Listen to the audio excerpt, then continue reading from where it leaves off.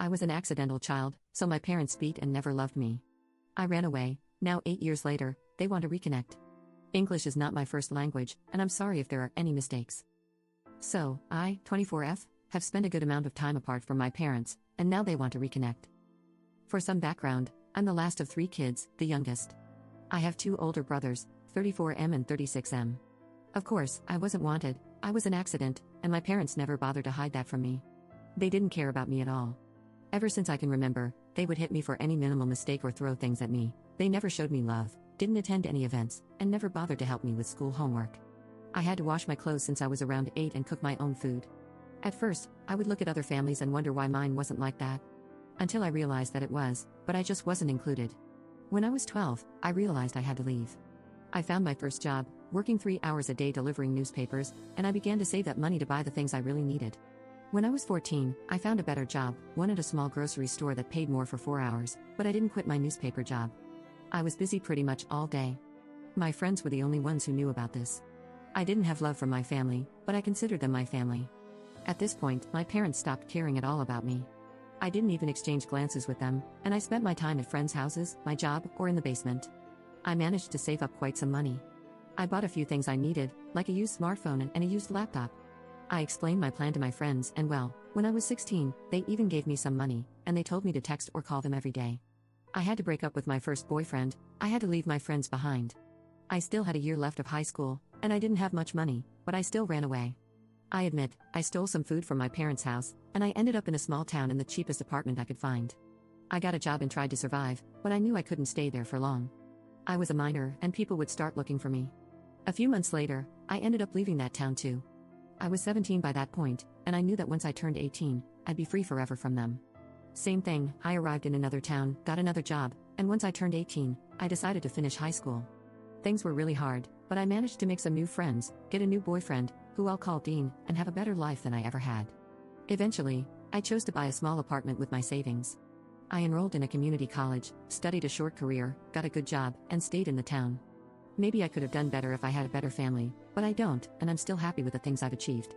Dean and I got married, and now we both have good paying jobs, and we're saving up for the future, as we want to have our own restaurant.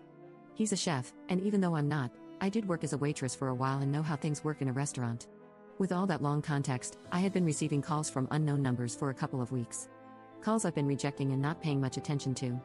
However, since I finally realized they were from the same number, I chose to pick up. I didn't recognize the man who was talking to me, but it was my older brother Ian. He asked me how things were going with me, and I answered that things were better than ever. He replied that he was glad to hear that. He then began to explain how my parents wanted to reconnect, and they wanted to hear from me. I refused completely. I told him that they were garbage to me, and when he kept insisting, I hung up. They have been insisting for months. I blocked multiple phone numbers, Instagram accounts, Twitter accounts, and emails. But it's just not enough, they keep insisting. I put my accounts on private, but the phone calls kept coming. I ended up changing my number, and I haven't received anything since then. But my friends from home are now telling me that they're bombarding their phones with calls and texts. I know this could be over if I agree to have a meeting with them, but I just don't want to.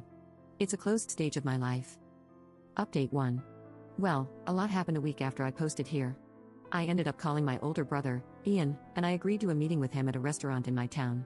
I went with my husband, Dean, and my best friend, Anna. To my surprise, he didn't bring the parents. We talked, and he asked why I didn't want to meet my parents. After he insisted, I ended up confessing everything. He apologized for not being able to do anything about it since he was away and didn't think my parents would do something like that. I told him it wasn't his fault and asked why my parents suddenly wanted to meet with me. He responded that he talked with them, and they just said that they wanted their baby girl back. I don't remember a single time when they didn't call me something like a little brat, and they didn't understand why I didn't talk to them. I told him that that can't be true, and he ended up telling me he'd try to find out the real reason. Just a day later, Ian called and explained the real reason. After insisting, he managed to get the truth from them.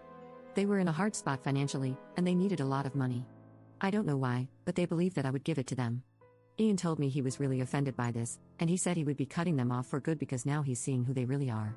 He asked me for us to keep in contact, and I agreed. I chose to unblock my parents to send them a voicemail. I basically laughed at them for believing that I would give them money. I told them how awful parents they were, and I sent them an ironic good luck with their debts and their lives. I advised them not to mess things up with the only kid they have left, and that they will probably grow old alone and everyone will find out how awful they are. I blocked them again, and all I know is that they listened to it, and they were really angry.